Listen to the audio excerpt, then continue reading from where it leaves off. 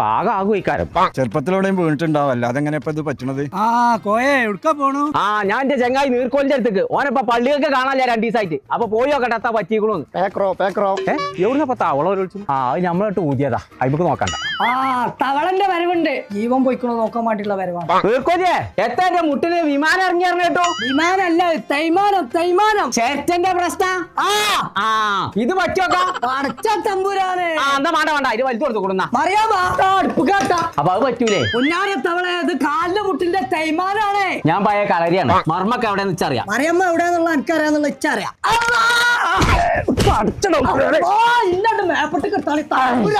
ഈ ചായച്ച ഊട്ടോ നല്ല വേദന ഉണ്ടല്ലോ എനിക്ക്. ഇതെന്റെ കളരിയല്ല, മുട്ട് മാറ്റിയാക്കാനാ ഡോക്ടർ പറഞ്ഞേ.